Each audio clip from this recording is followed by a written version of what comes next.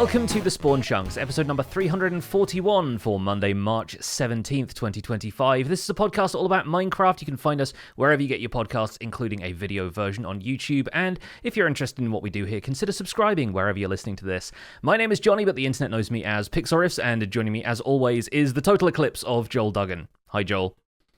Hello, I was asleep for the total eclipse of the moon last week, but I was not asleep when neighbors were partying this weekend with St. Paddy's Day. So happy St. Paddy's Day to everybody. Some people celebrated early. Some people are celebrating today. We hope that we can keep you company on maybe the bus ride home from the pub. If you want to hear more about St. Paddy's Day, about the moon and weekend plans, tabletop gaming, shots behind the scenes, how we set up different things here in our respective studios, you should check out the render distance. It's the extended version of the program that is available to our patrons over at patreon.com/thespawnchunks. You also get other cool bonus stuff like the upcoming monthly Minecraft Hangout.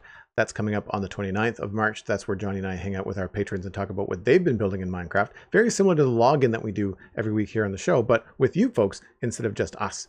There's also a quarterly hangout, and that's going to be coming out later this spring.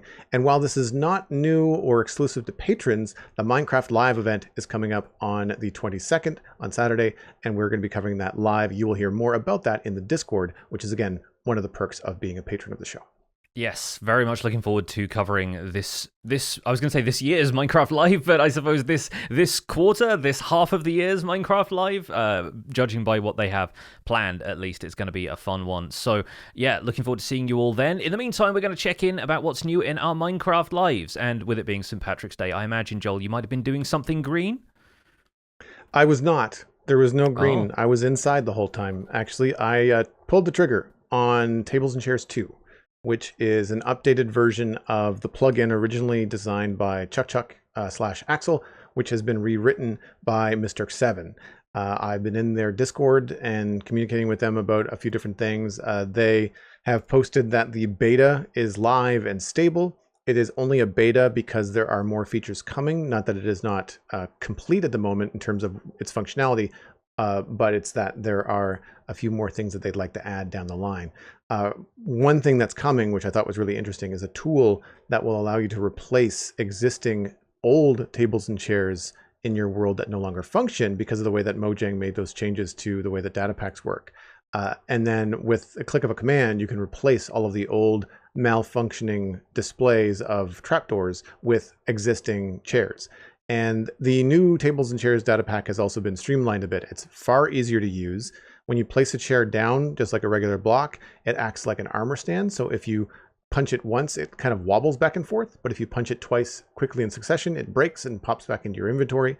When you shift right click, it will rotate the chair. If you shift left click, it will push the chair a half meter. And if you just simply right click without shift, then you sit in the chair. Not that that's overly useful if you're decorating. I did kind of put myself in a chair by accident several times over the course of the weekend's streams trying to get chairs in the right position. But you shift and click again, you pop right out of the chair. It's fine. That's available on modrinth.com. We'll have a link in the show notes for anybody that's interested. I've got some screenshots of what I was doing around on the Citadel. And so what I did was I took the time to walk around to the various builds over the last few years and start replacing old Tables and Chairs models that were malfunctioning with the new ones. And I decided to do it one at a time for a couple of reasons. It's been so long in this area that I don't remember where they all are. And they currently all display as jungle trapdoors because of the way that the old data pack was written. So there's no indication as to what kind of chair or what kind of table was there. When you delete it, you have to kind of walk up to it. The tables at least will have an accurate trapdoor. So if it was a oak table, it would be an oak trapdoor kind of floating in space. And if it was a spruce trapdoor, same thing, it would be a spruce table. So I had to kind of walk into each home, each room, look at what was there and replace them. And it went pretty well. I think I ran into a couple of, well, I don't want to say bugs, but it doesn't necessarily function the same way that they used to. So when you put something on a table, candles, for me, one of the mini blocks that we have in the data pack for the mini blocks from Vanilla Tweaks, anything that looked like an item on a table, you have to remove that item before you can replace the new table. It's something to do with the hitbox. I think it feels like there's a block above it, so there's not enough space for the table to go down. So you click and nothing happens. So it was a little bit tedious to use the command for the old data pack, remove the previous models and entities.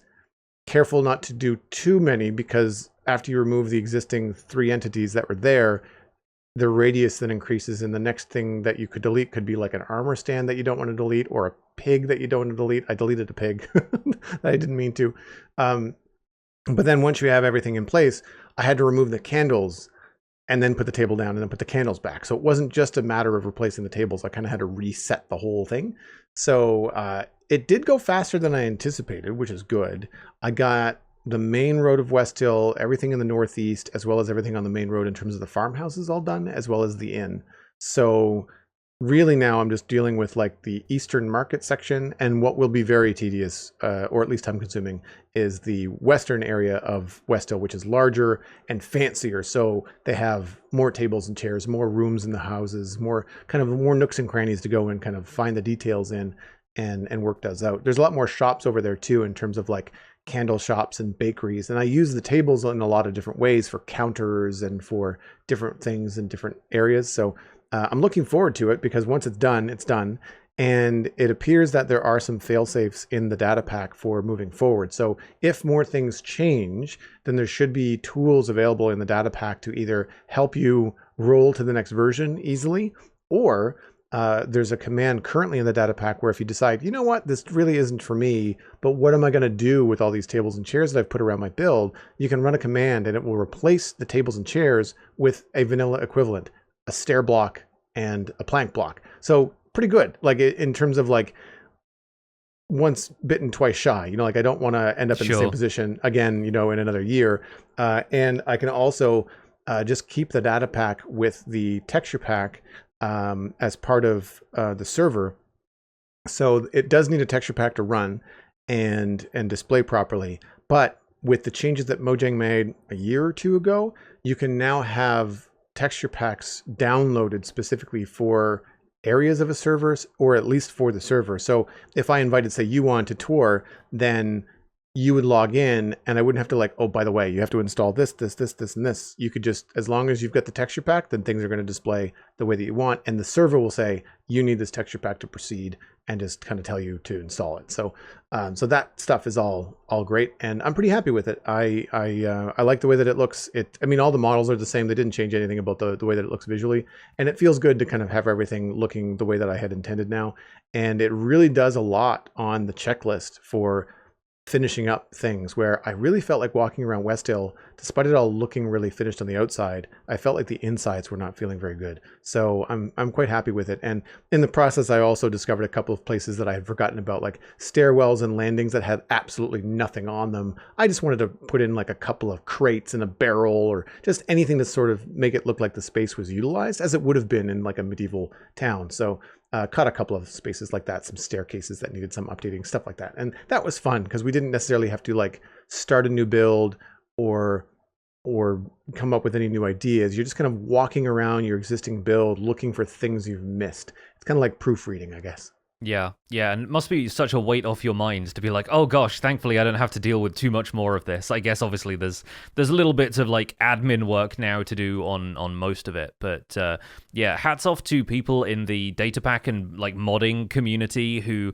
take up old projects that other folks either don't have the time for anymore or have just moved on from to new things. Like I think it's great that there are people there who are willing to carry the torch of that a little bit further. So yeah, it must be a huge relief to have something that you can at least work with now, instead of having to completely revisit your ideas of what you wanted to do with all the furniture in here.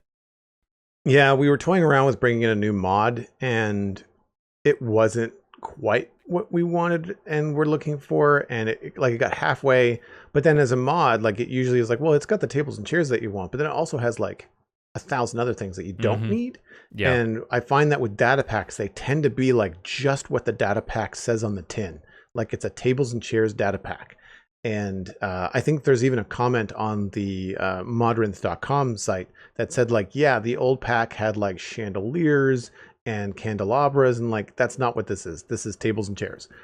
If there's more stuff coming, it's going to be in a separate data pack. So I think that's important to like give people more control over what they're installing in their world and what they feel is important. And I'm really surprised that Minecraft has not come up with proper tables and chairs at some point, over the last few years, especially with all the new things they've been adding. It does feel like a very strange thing to not have in the game.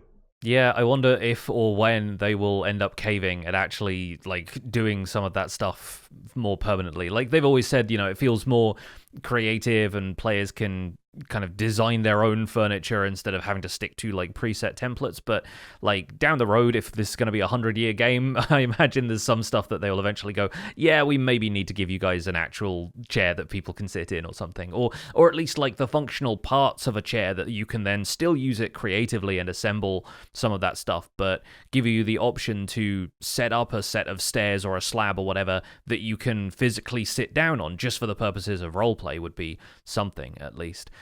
With the amount of this you have to do, though, like, how are you working kind of systematically? How do you remember what you've done and what you haven't in a project as large as West Hill? I've got an in-game book.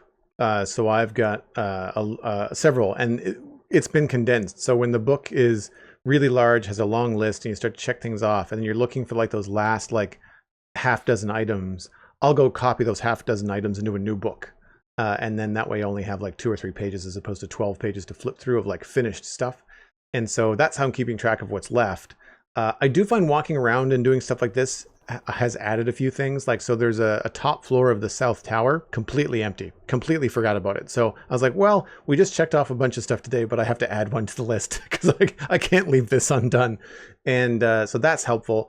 As far as remembering the tables and chairs, I'm just going around in every room. So it's a great time for people to come in and check out the VODs on my YouTube channel for West Hill, because I'm essentially giving like a mini walking tour. I'm not stopping and looking at the roses all that much. I'm really there with the purpose to replace the tables and chairs, but you're going to get a good kind of idea of how everything's connected, where the buildings are, and things that I've worked on in the past, and get a view inside of all these buildings. Because a lot of the times I just walk by them right now. I don't walk inside a lot of the buildings, whereas right now I'm opening every door and double checking everything. So that's one way that I'm doing it. I think I use the map a lot too, like the map mod, Zero's Minimap and World Map. It's really easy to look at that top map and go, oh yeah, I haven't done this part of the river, or like there is a foundation for a house that I planned to put there, and it's obviously not. It's just like that square foundation, top-down view. So that kind of stuff will help jog my memory. But mostly it's the book, and really I think it's just a matter of staying organized and doing things in the right order as well. Like I've left the keep basement to last. I've left this tables and chairs. Obviously, I had to leave until they had an update for it. And then what else have I left? I think the only thing else that I'm pushing farther down the line is some of the foliage stuff along the river, because I want the new 1.21.5 bushes and stuff. Yeah. For sure. Like, I'm still really looking forward to those as well, as I work on the project that has lately occupied my attention in the Minecraft Survival Guide, which is this wheat field underneath the floating island. Right now, I've expanded the fields since last time. There's a lot more growing there now. And I decided to reshape a bit more of the valley, do a little bit of landscaping. So this is my contribution to doing green stuff. I think, honestly, you can say that recycling old furniture is probably the green stuff that you were doing, indirectly green.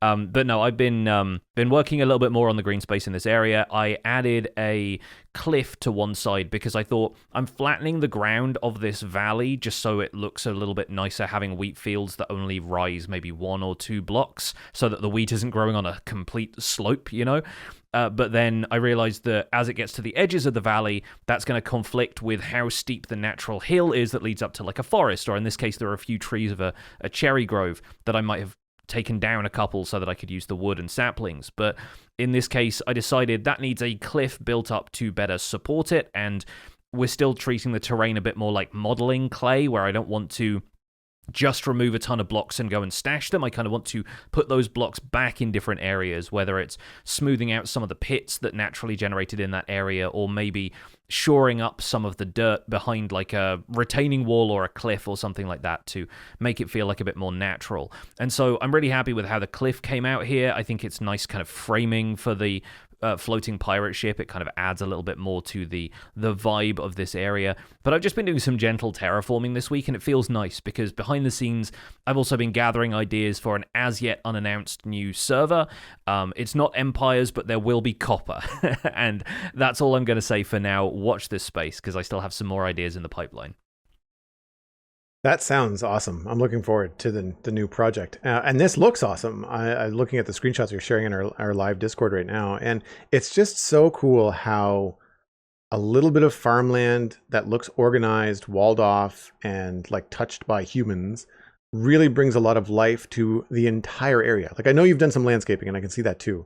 But I feel like when you add that kind of stuff into an area, it just immediately starts to feel, I don't want to say developed, but it starts to feel owned, or like a neighborhood is the wrong word, but it feels homey, I guess. Cultivated. As far as yeah. Cultivated, comfortable, less like the wilderness. Like like there's always that little hint of like danger when you're out in the woods in Minecraft that hangs with you from your early days first in the game. But when you've got stuff like this, you know that, you know, like you can see everything, the land's got a purpose, and it just has a more comfortable feel to it. And I like the cliffs as well. The cliffs are really fun. I think that's helpful in terms of, you know, we talk a lot about controlling the player eye or the player path. And when you have cliffs like that, ultimately to get up on a cliff, there's going to be either a path or one way that, you know, if you're not flying around with Elytra, but if you're just going as a you know, player would walk, then you can't go up the 3 or 4 block cliff. You have to find another way up a more gentle slope. That can influence where you put roads and paths, how players view the area, all that kind of stuff. And it's really effective. And it's nice, you know, a lot of times when we see custom cliffs, we see 12, 14 block high custom cliffs with all this crazy detail and overhang and stuff like this. These are what, 6 blocks tall? Yeah, it's really effective. If that. Yeah, and I think this is one of those terrain features that I part of me wishes Minecraft generated naturally on its own, because it's so rare to see exposed stone that isn't already covered up by like 3 or 4 blocks worth of dirt on top of it half the time. And so you mostly see that in steep river valleys where there's, you know, higher biomes like bordering a river, and so there'll just be this kind of cliff alongside that, but it's always got dirt piled up on top of it. And I think it looks great for Minecraft's sort of pastiche of the natural world, but I feel like in the natural world around us, we see things like, you know, exposed stone and boulders and stuff like that much more commonly than you'd think. And so I wanted to include a little bit of that into this landscape to have it feel a bit more natural while still be something that was touched by a player, and, you know, something that Minecraft doesn't generate naturally. And so I thought this turned out pretty well. I've been building cliffs on roughly the same scale, probably a little bit taller, around the Windy City project a little while ago. And so I'm bringing in some of the stuff that I've learned from that, doing some light texturing for now that I might go back and tweak a little bit later on. But I think the goal here is not to have a super heavily textured and shaded environment. I've done like a little bit of shading with some of the lighter gray blocks. There's a bit of andesite thrown in there. There's a little bit of new pale moss thrown in there, which I've discovered works really well for shading on natural stone boulders and outcroppings like this. And then a bit of green moss kind of spilling over the sides here and there. And I've not really done too much with it. It's so tempting now we have such a broad grey palette to throw absolutely every block in the game at stuff like this, which some people do to great effect, but since I'm working with a lot of this up close right now, I don't want the noise of all of that texture constantly in my peripheral vision. It's the kind of thing that if I'm going to do it, I'll probably do it as a last thing when I'm working in this area before I go away and I just look at this from a distance from that point on. But even then, the rock underneath the floating pirate ship is still mostly untouched stone. There's a bit of tuff down there, there's a few veins of diorite in there, but a lot of it is just natural stone, and that's down to resource availability, but also the bigger picture. Like, it's so much nicer looking at a more neutral, flat area of stone, or in this case, an area of stone where a lot of the texture comes from depth, and it comes from the natural shadows that are cast by it all overhanging the terrain below. And I think, yeah, there's some stuff that I'm learning about working with this stuff, like it's not worth doing texture in places that you can't see half of the time, and also like a natural stone formation, the shape of it can go a long way to providing texture without you having to change every block along the way. So yeah, every part of this has been a learning process for me, even just crafting this wheat field, which is heavily inspired by both you and friend of the show, Flip, who I know likes his kind of curated like crop fields like this. But yeah, I'm really happy having built this. I'm probably going to be expanding this a little bit more, maybe bringing in some more crops. As I've said in previous weeks, I definitely want the sniffers to have a pasture here somewhere so that I can move them out from the front of my house and into somewhere that feels more natural. But yeah, it's still, weirdly enough, early days, even though this area is feeling quite developed at this point. Jeff, from a player's perspective, when we're looking at this wheat field in the screenshots here, is the house behind us? Is that kind of where we are in terms of the space? Yeah. So the hill I'm standing on to look at all of this is the one that separates this area from my starter base, where the big storage hall is, and my starter house, and like all of the sheep farms and everything. Yeah. Yeah, very cool. I was going to ask about extra crops too, because you can sort of see like where the wheat is still growing, and you've got some green in there. It adds a lot, but of course, once that's grown up, it's going to be like the golden wheat color. So having other crops in there would be really cool. Yeah, definitely plan on having a few smaller carrot and potato fields out there, and maybe beets, even though I don't really use them. This is all aesthetic anyway, so of course, it doesn't really matter whether it's utility or not. Either way, we're going to move on to the news for this week. Exciting news this week. We have some pre-releases for Minecraft Java Edition 1.21.5. Pre-release 1 was published on March 11th, 2025, and to quote the article, we're shipping the first pre-release of Minecraft 1.21.5. From now on, you'll mostly see bug fixes and technical tweaks until the start of the next snapshot cycle. As we enter the pre-release phase, we'll be releasing more frequently than our regular cadence on Wednesdays, so keep an eye out for the next pre-release. Changes in this one include adding spawn egg textures for the Programmer Art texture pack.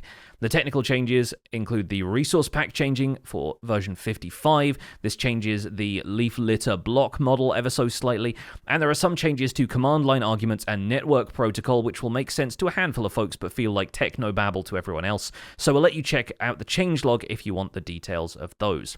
Some fixed bugs of note in pre-release 1 include Minecraft using several times more VRAM than needed after exploring terrain for a while, leaf litter multi-part model system being unoptimized, causing some render lag, cold cows having improperly mirrored and incorrectly aligned ear textures, teleporting across dimensions, throwing errors as well as ender pearls sometimes.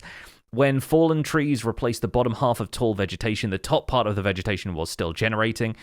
TNT minecarts exploding regardless of the TNT explodes game rule, which has been tweaked a little bit by a couple of other bug fixes. TNT still exploding when summoned or dispensed while the game rule was false. TNT being completely deleted when attempting to ignite it using redstone pulses when the TNT explodes game rule is disabled. And no flint and steel clicking sound when attempting to ignite TNT with a flint and steel when the game rule was disabled. All of those bug fixes are available in the Minecraft.net changelog, along with everything else that's changed in pre-release 1. Pre-release 2 followed the day after, on March 12th, 2025. That just updated the datapack version to 71 and addressed several game-crashing bugs. So make sure you're updated to that version if you want the best experience, but the pre-releases should roll on, and that means we're looking at a release candidate fairly soon, Joel. I would say that, my comments last week are probably going to stay pretty accurate. I think that we're on track to have the final bugs worked out over this week, probably next week.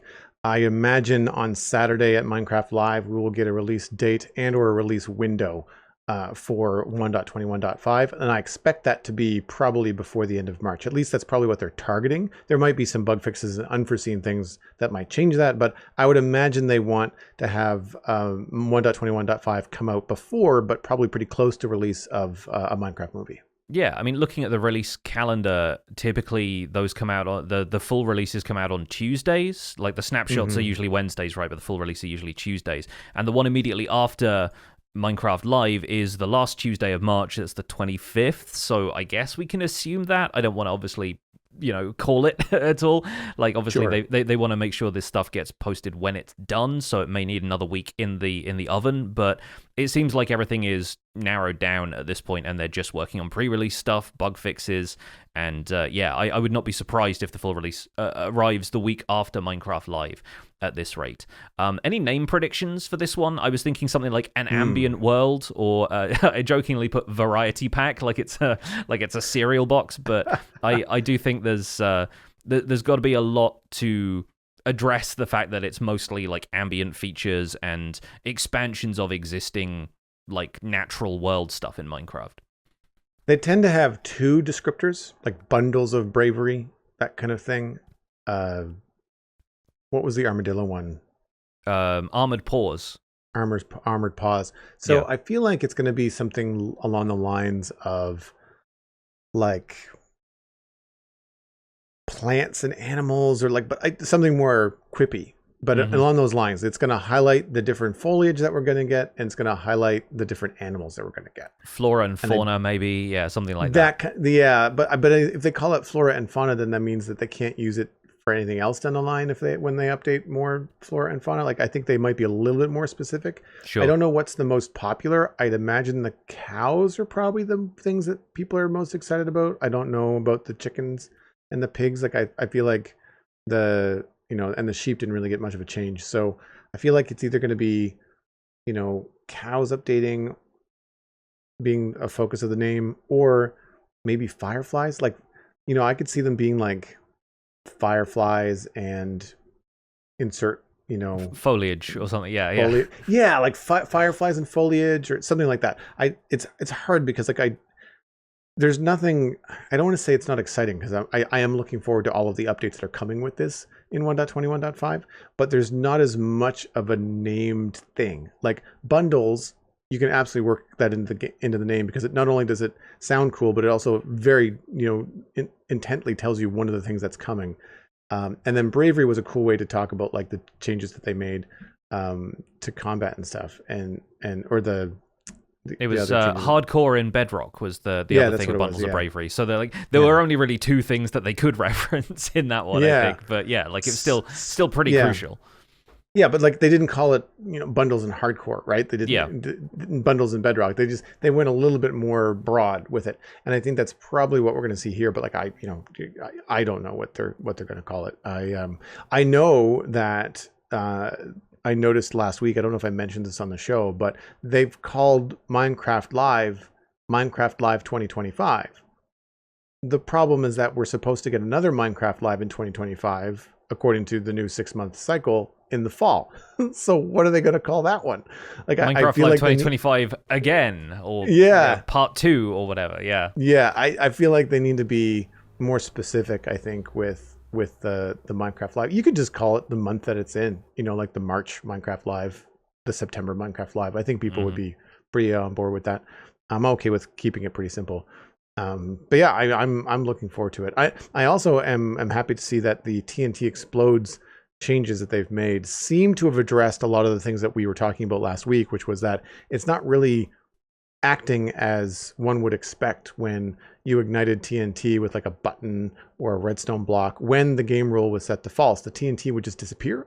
Yeah. And now it doesn't disappear. It doesn't work, like it doesn't explode, but it also doesn't just like weirdly vanish, which I think is good. Like I think that that's a good way to handle it. I think that now if you try to light it with a flint and steel, it will vanish, but only because it's caught on fire, and then it burns and disappears just like any other block would burn and disappear. It doesn't just like blink out of existence because you touched it with a flint and steel. So I think all those changes are clear. And I would say that the TNT simply deleting itself was more of a bug, or certainly not performing as desired in the last snapshot. Yeah, I presume the TNT burning and disappearing is also subject to the fire spreading game rules. So, like, also, if you turn fire tick off, you can have infinitely burning TNT if you want to, you mad lads. So I'm also pretty happy that that's been fixed. And while I don't intend to use it a great deal, because I keep all of my game rules typically on the defaults for Survival Guide, it might show up in other projects here and there. So it'd be really interesting to see how many people adopt that as a game rule. I expect it's mostly a safety thing for servers, but then servers also have stuff like end crystals to worry about. So I wonder if maybe in the future we'll see an expansion to that and just a general suite of game rules that can prevent griefing on servers where that's a concern for people. Either way, a quick reminder that we are going to be co-streaming Minecraft Live over on my Twitch channel at twitch.tv/pixelriffs. The coverage kicks off on 1 p.m. on March 22nd, 2025. That's 1 p.m. Eastern US time, but there will be a Minecraft Live, I'm sure, like YouTube upcoming event that'll show up for you if you follow the Minecraft YouTube channel. I believe there's probably also going to be like a time and date sort of map for different time zones on Minecraft's website. There's typically stuff like that to help people figure out what time it is in their time zone. So stay tuned for some of that, and we'll probably aiming to be live about 5 to 10 minutes before the main show starts, just so we can get an audience through the door, have a little quick chat about what our predictions are, or at least what we're anticipating at this Minecraft Live, and then hopefully we'll be able to provide some fun reactions for everybody as the announcements are made. So yeah, once again, tune into twitch.tv/pixelriffs this Saturday, March 22nd to catch our Minecraft Live coverage. Now we're going to move on into Chunk Mail, which is going to be the bulk of this episode since it's our Chunk Mail dispenser in the middle episode of the month. If you would like to email the show and get your email read on a future episode of the show, we read them every week, not just on the Chunk Mail dispenser episodes. This is just the kind of community focus version of this. But if you'd like to email the show, the email address is spawnchunkmail@gmail.com. Keep your emails short and to the point, because that really helps us include them in the show more easily, and a clear subject line is also going to be really helpful in deciding what we're discussing every week. But Joel is going to read us this first one. First email comes in from Daniel RH. End update ideas. Hi, Pix and Joel. The March 10th discussion of a potential end update gave me an idea for how it could work. Previously, I've agreed with Pixelriffs that most of the ideas for an end update change the feel of the end in a way I don't think fits the idea of the dimension, but now I think I could maybe lean into that. What if the end starts out empty, with just the central end island and no outlying islands? Then every time you beat the dragon, more of the outer end starts to exist. After one dragon kill, it would be identical to the current version, and you can add biomes, structures, and other things in empty areas as you beat the dragon more and more, up to 20 times. That way, as you work to free the end, you can see more and more of your efforts pay off. Daniel RH suffocated in a newly appearing end forest island when his servermate killed the dragon for the 4th time. Well, I think you've already highlighted one of the potential issues with spawning a bunch of new stuff. I will say this idea really reminds me of some of the mechanics of Terraria, which seeds these new biomes that grow gradually once you pass a certain point of the game. There's like an automatically a world corruption of sorts that's present in every world at the beginning, but that starts to slowly creep out to other biomes and take over once you pass the midpoint of the game with a big boss battle. And there are also ways that by destroying certain things in your world, you can start new areas of corruption that will, again, spread after they've reached a certain point. And I think the major differences between that and being able to do something similar in Minecraft is that it's easier to contain the spread of those biomes in a 2D game like Terraria, which is just a side-scroller with a fixed size of world. It gives you tools to easily handle it in Terraria, because you can just go and spray like a large section of a biome to change it back to what it was uncorrupted. And the game is more focused on PvE, and this being the player versus the environment in a very literal sense. It's able to do that as a gameplay focus more than Minecraft would be as a sandbox that already has all of these different intentions with gameplay. Plus, I think with Terraria, the entire world can be loaded at once, whereas Minecraft obviously doesn't do that. It has to load the world in a very kind of chunk by chunk way, because the world is going to be huge otherwise. But I think the idea is really sound, like the notion that you are contributing to more and more of the end almost being restored. I don't know if fighting the dragon is necessarily the best catalyst for that, especially since some people may just want to do one dragon fight and then explore the end infinitely from there. Some people find the dragon fight quite intimidating, so I can imagine requiring them to do it up to 20 times to access more and more content might seem like a bit of an uphill battle for some people. But I think it's a neat idea, and the idea of distant biomes having more stuff in them, the more work you've done to like free up resources in that area, or free up like features to appear, is a really interesting one. Makes it much more difficult for people who would want to map servers. Like I'm thinking of things like chunk base or whatever, where they can highlight where structures are going to appear. But, you know, with the asterisk with this feature being this will only appear there if you fought the Ender Dragon 5 or 6 times at that point. So it's interesting. Like it provides an unusual take on mechanically something I don't think we've seen in Minecraft before. No, and I like the idea of the progression as well. And well, I think something like 20 biomes might be a little bit heavy. 4 to 5 would be cool, especially if you could say there's 4 to 5 biomes in the Outer End Islands, and by beating the dragon more than once, you're guaranteed to get at least one of each. And then the balance of that is just going to be, you know, RNG. And I feel like one of the things that could be cool there is that because the end gateways are so far apart when you're in the Outer End Islands compared to how close they are, of course, on the main End Island, that you'd have lots of space. You know, even for just a single biome, it would still not feel tight. I feel like players could explore and mine and build out there without really running into other issues, running into the next biome for quite a while. And I think that's a good benefit of that. And I like the idea because we have vertical biomes now, like we have lush caves and dripstone caves and all those kind of things in the overworld. So that technology exists. I almost want to see a revamp of the central end island. I don't think it has to stay the same. I think in some ways, like when you compare something like Trial Chambers to the End Dragon fight, it feels really dated. And on one hand, I appreciate the nostalgia of like, this was the first way that you beat the game. Like it should always stay the same. But at the same time, I feel like you could roll it forward. And while we're talking about rolling it forward, and you could correct me on this, is there anything in the game that indicates to you that you can beat the dragon more than once? Advancements do. I think there is okay. There's an advancement for resummoning the dragon that maybe has the end crystal as an icon. I think right. I have to like double check that, but yeah, I think it does say like there is a free the end again advancement that you get for fighting the dragon a second time. I don't know if it does something similar with Bedrock achievements, but on Bedrock, the dragon fight was always very different, like to the Java version, up until they unified those in 1.9. And then 1.9 added the ability to resummon the dragon, which I don't think was a thing on Bedrock Edition before.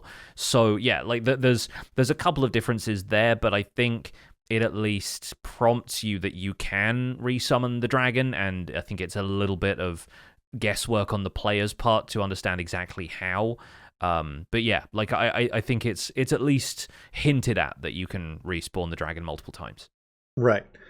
And by doing that, does it have to be the same dragon fight? Like what if the dragon fight gets harder like every 4 times? You know, like there could be challenges to unlock cooler things in cooler biomes. Like maybe the first 3 or 4 times you fight the dragon, you're only going to get 1 or 2 of the biomes that are coming, and then maybe after you fight it 5 or 7 times, you have a higher chance of getting different biomes.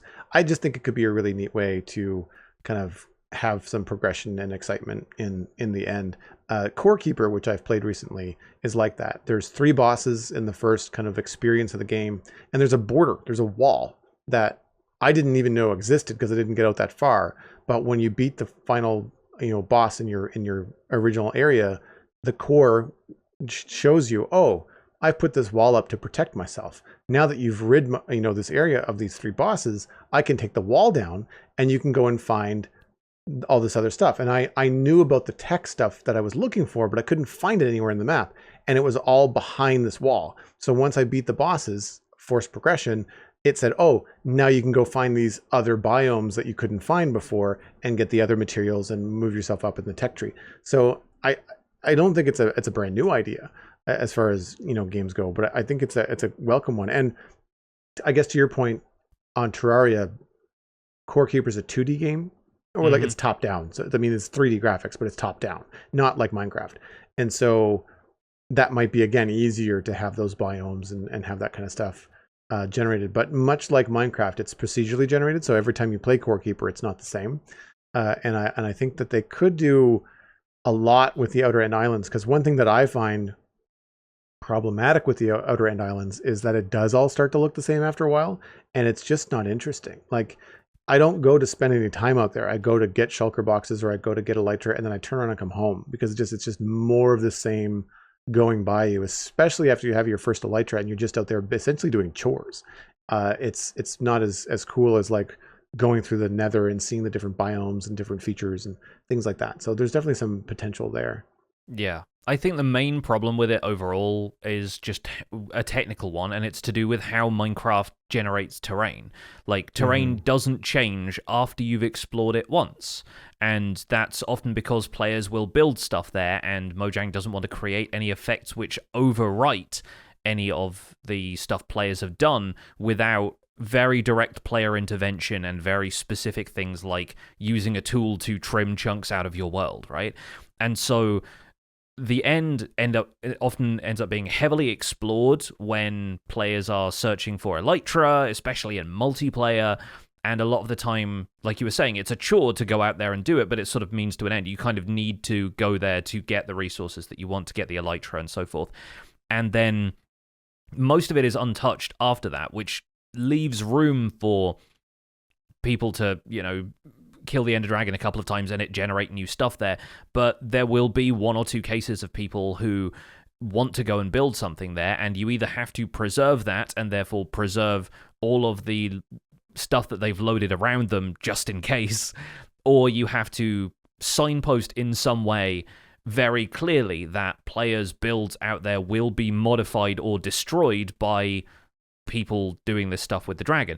Alternatively, you have to generate the new stuff in completely unloaded chunks and then just modify whatever's going to appear there from that point onwards, which it would be fine, I think, but I still find there isn't much point in adding biome content and livable environments to the end without a means of fast travel, because you're looking at, say, an area of 3,000 blocks out from the central island gets explored. If all of the new content is beyond that, people still have to travel 3,000 blocks from the center before they find anything new. And in the overworld, when new biomes get added, you at least have the option of building nether portals to get you there faster. In the end, you don't have that. So it's always got to be raw distance traveled in order to get you to that location. And I think it's a bit of a slog. So I do think whether we get something to anchor those distant end gateways to another more accessible portal and not just the central end spawn, or whether we get some other kind of means of fast traveling that isn't so player focused, like, the Ender Pearl trapdoor flipping kind of, the teleportation systems that we've seen people exploiting a little bit more now that Ender Pearls will load chunks.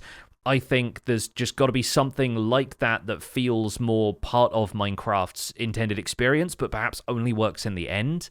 Still not sure what that looks like, but I think that's the key to making people care about any changes to the end more. So hopefully we see some of that if they're choosing to update the end in future. This second email comes in from Trademark Toby with the subject of subtle item animations. Hello, Johnny and Joel. Hope you're both doing well. I had an idea when you were recently discussing where the Mojang team could perhaps improve on the new spawn egg designs, and I would love to hear your thoughts. To make some of the egg designs better, what if some subtle animations, like the ones on enchanted items and the skulk sensor, were added to them? Such as wings flapping on the bee, bat, and allay eggs, the sniffer's nose sniffing, or the magma cube's body hopping. To take it a step further, do you think any other items in the game could use some animating? Thanks for making my day every Monday. Trademark Toby didn't die because he was in creative. He was, however, admiring how the frog egg hopped in his inventory. I like the idea of using animation to differentiate some of the spawn eggs, though I could see a slippery slope of seeing the opportunity to add animation to nearly every spawn egg, because it all represents something that will eventually move in the game. And so it all has motion. Some of it not so exciting. Like, I mean, there's nothing exciting about a pig walking around. But one of the things that jumped into my mind as an example would be blaze rods rotating around the blaze spawn egg, which I think would make sense. I wouldn't think about that as too much.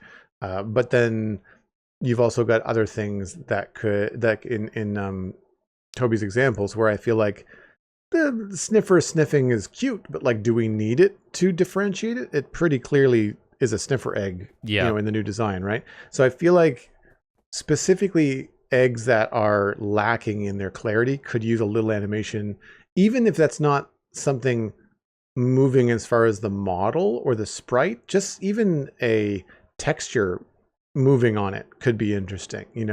I feel like the magma cube jumping is a cute idea, because I don't think the magma cube is super clear.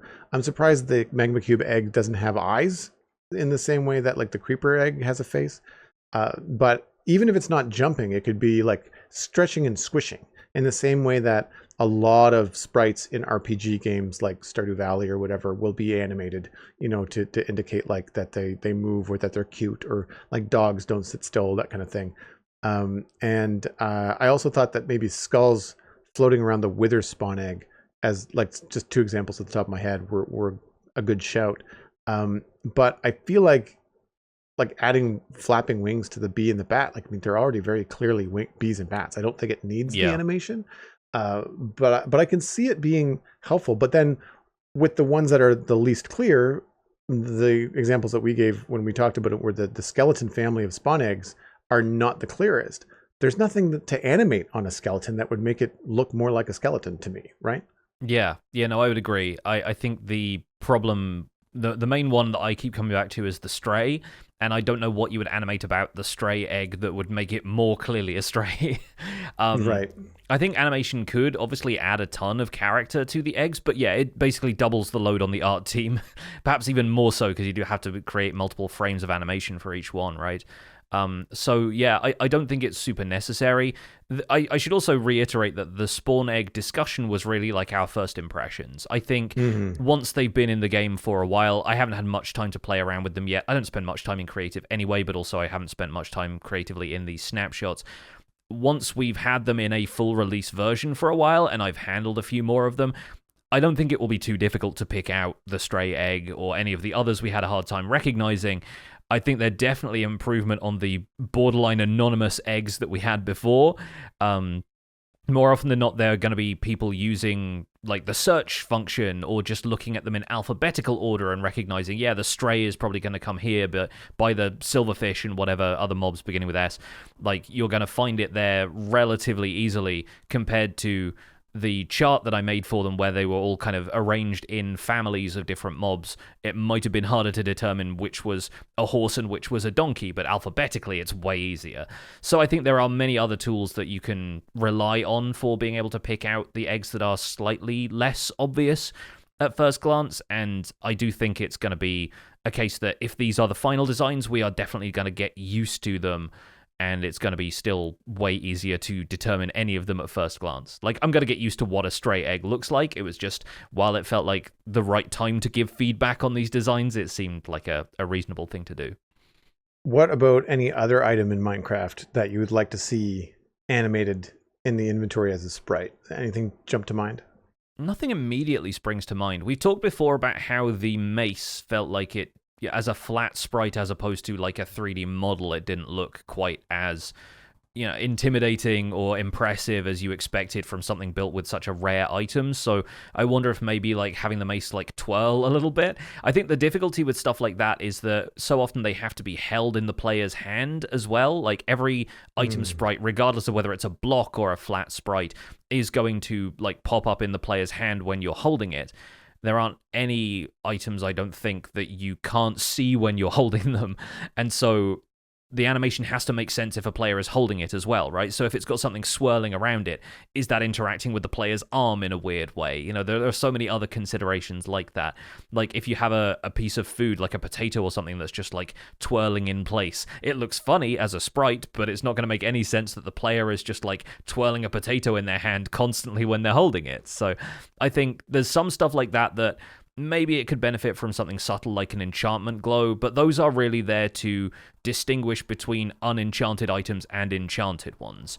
I think the skulk sensor tendrils wiggling is maybe biologically something that the game is trying to imply, hey, this is like something that can detect things, and it has that sort of like living motion to it.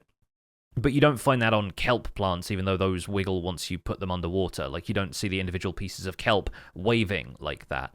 So I think it's something to be used very sparingly, and when there is direct intent for why it should happen, rather than just to add a bit of visual interest to item sprites that are already pretty well designed, I think, to begin with. Yeah, the one example that came to mind is something that I've seen on the Vanilla Tweaks website, which is animated campfire items, to have them actually on fire as opposed to just a still image of them, which I think makes sense. You know, like we carry torches around, even though the torches are so small, they don't actually have like a sprite animation in your inventory, but they do have a little bit of an animation when they're out in the world. It's more like the smoke just coming off of them. And that doesn't need to be in the inventory. And I think it comes down to, like, again, does it create some clarity? Does it add something to the item? I would argue that maybe having the campfire animated helps communicate that it's actually a burning campfire as opposed to like an image of one. Mm-hmm. I can see that being helpful. I don't know about anything else like a spyglass, or I'm trying to think about more unique items. Brewing stand, maybe, if it helped communicate to the players what it might be used for. But I feel like the little bubbles that I think of from, like, you know, cartoon brewing, they're in the UI. So once you put the thing down, you get that kind of like implied use and implied animation from the flat GUI in the game. So I can't think of anything else off the top of my head that, you know, I brought up a image here on my second monitor about different sprites and stuff in the game. And again, like bow and arrow, like I feel like a lot of people just know how to use that. I don't think an animation would really help at all. And nothing else really kind of comes to mind, because so many of the items in the game are static, and or they are something that you just kind of intuitively know how to use it, either from its name, like a pair of shears, or from its image, like a shovel or a pick or an axe. Like you kind of get the use. It doesn't need to be animated. The only other thing I can think of would be clarifying different kinds of enchantments. And so I've seen in the past where the enchantment glint on an item maybe is a different color than another enchanted item because of the kind of enchantments that are on it. Something that I found very tedious when I first got into the game and I first started enchanting items was that they all are glowing because they're all enchanted, but you have to mouse over them to figure out which enchantments are on which axe or which pickaxe. I got around it by naming them specific things. So like I could name my pickaxe, you know, like Silk Touch 1 or Silk Touch whatever, and it would be a little clearer. But it would be nice if they were like color coded, where like if the Silk Touch was the main enchant, then it would be red or whatever. Like I don't know exactly what you could do, but I feel like those kind of things could be helpful. But again, you've only got so much space, and to your point again, that would then have to translate to being animated in the player's hands. Specifically, if it was like a PvP thing where like your sword or your shield is enchanted, you'd want to know that as an opponent as to what kind of enchantments they have on the sword. And so then again, like how does that work when it's in the player's hand versus in the player's inventory? Yeah, I think maybe I can see it being something that's added to newer items rather than something that they retroactively add to older items, because it might be kind of jarring for it to be a sudden change to something that we're used to being static. But an interesting idea, and one that maybe we'll end up seeing in future. Next email comes in from Cinco XP ? Hello, big fan. I'll get straight to it. In Minecraft, why do most people who play call the green orbs and green bar above the hotbar XP? Was it named that officially anywhere at any point, or simply gaming nomenclature? I find it curious because I feel in the game it acts more like mana than experience. Experience points in games are generally used for learning how to do things, such as unlocking fighting moves or tools, structures you can build, etc. This has made me think more about how Minecraft uses magic, how it exists, but only kind of. Should Minecraft lean into more magic, or should they implement some kind of tech tree? My personal vote is for the former, although I wouldn't be opposed to a tech tree route. Cinco has made the advancement knowledge is power for using his experience from mating cows to make his arrows catch on fire. Interesting. Yeah, I like, we've talked about the tech tree idea, or like the skill tree idea in the past as an expansion to experience, so I won't go too heavily into that. But my interest really here was the origins of the XP terminology and where Minecraft starts using that. I don't know if XP is actually verbally acknowledged in the survival game. Like, you don't get to pick up XP orbs and hold them as an item, right? They're all just kind of like ingested into the player, so you don't get to hold one and read the name of it, and you don't get killed by them the same way you find out what a creeper is when the death message says you were blown up by a creeper. Experience is named in commands, though. The /experience command in creative can be used to give yourself either raw XP or XP levels. You can /summon experience orbs to create the orbs themselves. And I went back into the Minecraft Wiki's history section on the experience article to discover that XP levels were mentioned as far back as in dev, so very, very early days, like just after the first playable demo of Minecraft was released.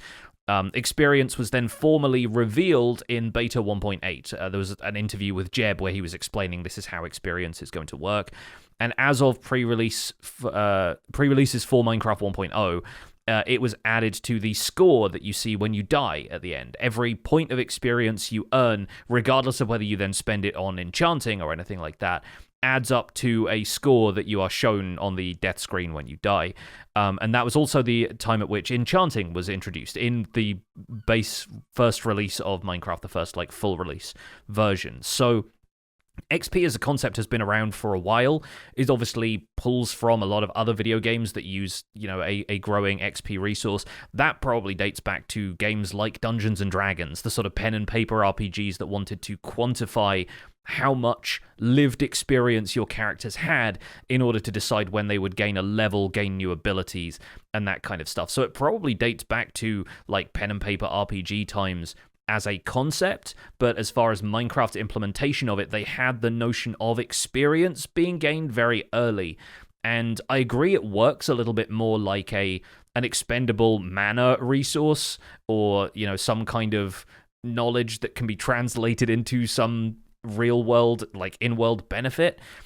It's strange to consider it experience when what it's primarily used for is enchanting and combining tools and that kind of stuff. But I think overall, where you obtain it, the activities that accumulate experience feel very much like what you would expect to gain experience from in a traditional RPG. So that's sort of my deep dive into where the concept of experience came from and how it got the name. But it is definitely named that in the game files. It's not just a player concept trying to name something that didn't have a name in Minecraft to begin with. My first experience in the game, I'm pretty sure Steven told me it was called XP, or I would have just jumped to that conclusion because previously to Minecraft, the game that I had the most time in was World of Warcraft. And there's an XP bar in World of Warcraft. It's called XP. Yeah. And it's in the same position. And it does the same thing. And it looks very similar. So I would have probably just clocked it as that anyway. Anytime I've thought about mana in a game, it's always been something separate and usually tied to your health, or like visually in the UI, similar to like Diablo, or in other more modern games, you'll have a health bar and a mana bar, and they'll be like one right underneath the other, and they're different than the experience. If that game is tracking experience, I find that some of the more modern RPGs, your experience is just on a separate screen. You don't actually see it while you're playing. It's more the action stuff like mana and health that you need to see while you're playing that's more visible in the UI. But I definitely just kind of assumed it was XP when I got there. / was told by Steven. I don't remember. I do like the idea of having a tech tree because there's a tech tree in Core Keeper, and your skills in different things just go up the more that you use it. So that the more that you use a pick, the more your mining skill goes up. The more that you use a sword, the more your sword skill goes up. And I think that's an interesting thing. I don't know how that works for Minecraft with long-term worlds, because like at some point you're just going to hit a max level, and at that point it's just of no interest anymore. Yeah. Because it's just not going to be getting you any stronger, and it's not going to be anything that you can really do unless it's tied to the item and not the player. So if you die and you lose all your items in lava, then having to redo your sword experience and stuff like that that's sort of what enchanting ends up like, though, yeah, right? Like that's really right, what it is modifying the tool itself rather than modifying the player's ability. Yeah, fair. And I would argue not a fun experience. Like to have to do that again after you've already learned how to do it, it becomes a chore as opposed to exploring new gameplay and, oh, this is cool. I've never done this before. Once you have done it once or twice and lost an item once or twice, it's like a roll your eye moment. And you're like, all right, well, I guess I have to fix that again. I do like the idea in terms of progression, though. And I feel like Minecraft sort of has a tech tree. It's just not a UI. Like you are given tasks to explore, Minecraft in order to move up the tech tree, dig deeper, get different materials, get redstone. Like I feel like the tech tree kind of exists, and I guess some achievements kind of push you in those directions, but it's not as linear as a tech tree that you might find in like an RPG like Diablo or something like that. So I feel like it's there. I don't know how clear it is in terms of like comparing it to other games or clarity to the player or to new players, but I do like that it has that feeling. I did like the feeling of progressing in Minecraft when I first started playing, and once we started the server and I knew how to progress, I really enjoyed the process of getting myself and the server up to a certain level of what we all refer to as like a tech progression or game progression end game. And I like that process. It didn't feel like I was missing checkboxes. Like I didn't feel like I needed to log into a UI and just like check off the thing. So I'm okay with that way. As far as magic goes, it's always a double-edged sword, like, or double-edged wand, maybe. Like I like the idea of magic in Minecraft. I like that it's there. I like that we can use it because it means that you don't have to tie it to any kind of real world thing. We get caught up in conversations, especially on the show, a lot about like pigs and cows and biomes and having it look like or act like real world pigs and biomes. There's a lot of discussion about real world stuff with turtles and frogs and fireflies. But at the same time, it's a magical world. The bees are the size of footballs.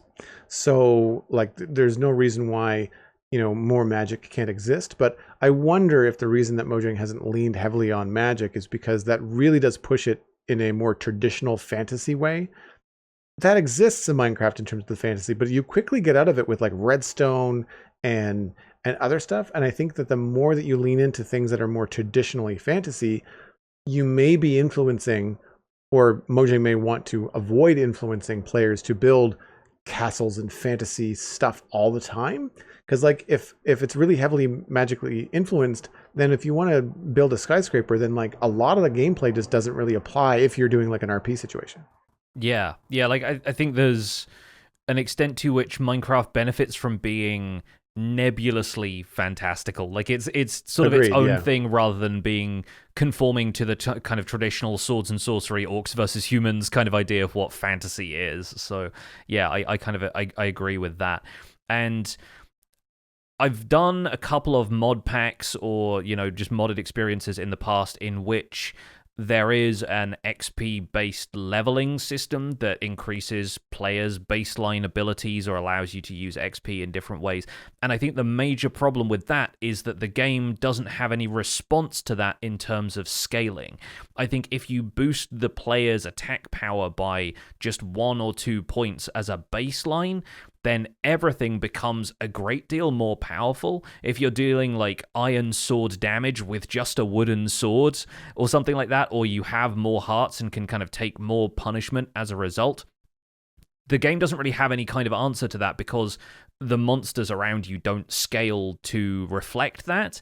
And it means eventually if you're allowing for a long enough kind of tech tree or skill tree, you basically just end up one-shotting everything.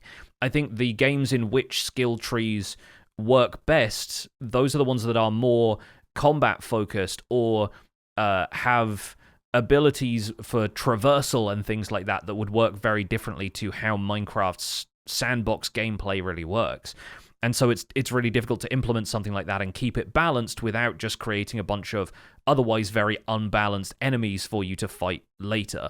And even in Fantasy Minecraft, the mod pack server that I was part of briefly, even building up all of the sort of necromancer powers and things that I had, Some of them were only very circumstantially useful. Some of them were a detriment to my day-to-day gameplay.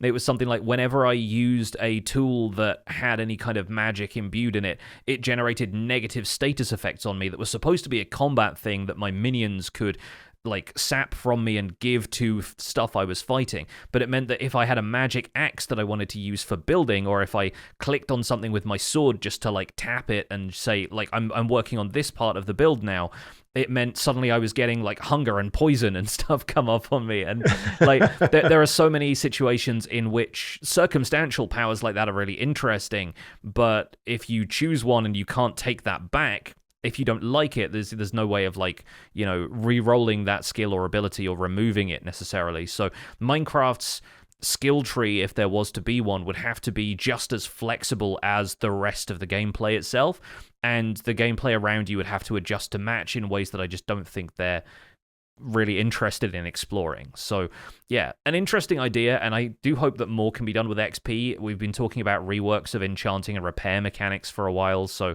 I do wonder if it's an outdated system that Minecraft will eventually outgrow, but it's going to be really strange when it goes, if it goes. So we'll see. For now, we're going to move on to our final email of the Chunk Mail Dispenser. This one comes from Mark B., who is a self-identifying bedrocker loving Java talk. Good morning, Pix and Joel. As a 41-year-old man, I've been playing Minecraft religiously for the last 2 years. It has changed my life and has quickly become my main passion. I found your podcast 3 weeks ago. I'd just listened to episode 77 with yourselves and Gemini Tay, and I thought I'd send an email to ask you some very important questions that I hope, by chance, will be broadcast so that when I reach that episode, I can have my very own Marty McFly moment. Joel, did you ever get those cracked stone slabs you so desperately wanted? Fingers crossed. Pix, as I'm now watching your Minecraft Survival Guide series, what has been the most mentally taxing part of the game for you to master? For you both, did you ever come up with an elegant solution regarding roads and inclines? Much love from the UK, and thanks for such a well-presented and educational podcast that comes across as fun and passionate to us all in listenerland. Keep chunking, Mark, who goes by I'm Tony Carlos in-game. Well, thank you for the time capsule, Mark. Hopefully when we've got to you, it's a reasonable time and nothing terrible has happened. But yeah, thank you so much for the email. And thanks for the kind words. And we like to encourage new listeners to listen to the most recent episode first and then go and deep dive, because then you can not wait nearly 300 episodes to hear your email right on the show. To hear that Joel has not yet got the cracked stone slabs that he wanted, unfortunately, right? Alas, no, they do not exist. We do not have those. They have eluded us. I am still mad about it, but I don't talk about it. I have repressed that deep in the bowels of the deep dark. And I haven't returned to the modern city in Southport for years because I've been focusing on West Hill. West Hill does have some graded roads, but because it's a medieval city, I just use slabs and stairs to get up to the slopes. And really what I found in West Hill, the design was to have them curve. So for me, designing the slopes and the roads, I would design them from the top down first, and then I would add in the different levels, kind of designing it from the top down like a wagon wheel, kind of with like spokes, so you could see kind of where the quote unquote stairs would be, or the change in elevation. And then I would use slabs. And again, because we don't have cracked slabs, my texture was limited to other slabs in the game. But that did broaden a bit because in the last few years, specifically for me, they've added the deep slate family and the tough slab family more recently. And that gives me a lot more options in terms of texturing, not only in West Hill, but if you use deep slate and tough as your main blocks as opposed to texture blocks, then you could probably get a relatively good looking pavement or asphalt, in a modern city. And I do plan on attempting that in Southport when I return to doing the modern city stuff down there. At the moment, if I recall, we've used concrete powder for the main road texture and then concrete for the road lines. And that's the trick, is that if you're going up in slabs on an incline road in a modern city design, what block do you use for details like stop signs, intersections, lane lines, turning lines, that kind of stuff? Because we don't have slabs in everything in concrete, in those bright colors that you'd use as painted roads. You'd have to find something else. Quartz, but quartz gets really expensive in a survival world. So it depends on how you want to handle it. But I would say also depending on your palette, There's also newer blocks like mud brick slabs, blackstone slab family, and the copper slab family. So if you're doing something a little bit more fantastical and your roads are turquoise, then you've got everything in the copper family as well as the oxidized copper stuff. And then you've got the prismarine families as well to work with. So you could really have some fun with the slabs. I think that that's the two things I would say is like choose your palette. And if you know you're going to be doing roads and inclines, choose the palette based on what you're going to have the most slabs to use on, and then build from the top down, like a top-down view, whether you're using a map mod like me, or whether you're just getting high enough on like a scaffolding tower, or build yourself a water column and get up to the top and look down, and do the top down first, and then add your tier changes along the way. Sound advice. I think, judging by the episode 77 came out on in February of 2020. I've just been doing a bit of a quick deep dive into development timings and when stuff was released. Blackstone did not exist when we did that episode of the podcast because it was added in a snapshot for 1.16 on April 8th of 2020. So like Deep Slate was a glimmer in somebody's eye at that stage and was probably still called Grimstone. But the fact that we've had so many advances in the gray color palette since then, I think has really changed the way road building can happen. Not least, we have tough and deep slate slabs. I've seen a lot of people using a mix of basalt and deep slate for modern roads, which is noisy texturally up close, but I think roads, especially in large-scale projects, are designed to either blend in with the city around them, or they're often seen from a distance. So in context, an additional bit of texture is not ultimately that bad. It's really interesting to hear the issues we had back in 2020, and now 5 years on from that episode, we have a lot more stuff that we can do, but then of course the projects have changed, and so it's not immediately at the top of our minds. So to answer Mark's question from my point of view, watching the Minecraft Survival Guide and wondering what the most mentally taxing stuff was in those days, I think at the time I would have said redstone was the hardest part of the game for me. I still have a hard time reading verbal descriptions of redstone. There's just something about reading it that looks like technobabble that I glaze over. I have a lot more fun working with redstone practically instead of theoretically. And I still maintain that depending on how you choose to learn, it can be a lot easier to work with practical examples of redstone instead of just be told what each component does. Having said that, though, I think now that I'm sort of 5 years into doing Survival Guide, more than 5 years into doing Survival Guide, I think the hardest part of the game long term is constantly generating new ideas for things to do, because these worlds can be theoretically lasting as long as you want to. There are some people who've had worlds from the early days, and while you can expand outwards and continue exploring, finding stuff to do with what is still a limited range of blocks and items and everything can still be a challenge. Even in the Minecraft Survival Guide, when I start a new world, I will typically cover the same topics over and over again, but it all starts to blur together to the point where I think, have I covered this? Am I able to provide anything new? Has this feature changed in any way? Is it worth me covering this again? And because I've restarted the series twice over now, I keep thinking, have I already covered this in this part of the series? And I often jump straight to larger scale designs for stuff that I need rather than starting small and building up to it, which means I don't leave myself a whole lot of runway for expanding on the same topics in future and trying like newer and better versions of farm designs and acquiring resources and that kind of thing. This is more my perspective as a content creator than it is as a Minecraft player, obviously, but I think from that perspective, the thing I find it hardest to do is convincing myself that any projects I want to do are valuable or interesting. It's purely a mental thing, and I think that's the challenge a lot of people have with Minecraft. I often get asked how I continue working in the same world. How do I not get burnt out? And people ask, I beat the Ender Dragon, now it feels like the game is kind of pointless. What do I do from here on out? And the answer is always generate goals for yourself. Like, learn to set yourself new challenges, new tasks. A lot of player-led objectives need to be in play for Minecraft to have any kind of longevity for a player. So that's really the answer and also the question is, how do we keep this game persisting as long as we have? Like, you've really got to get used to defining your own objectives for the game and decide what you want to do next. Yeah, I think for me, the challenge has been not repeating myself and having a large project like West Hill. It's been good.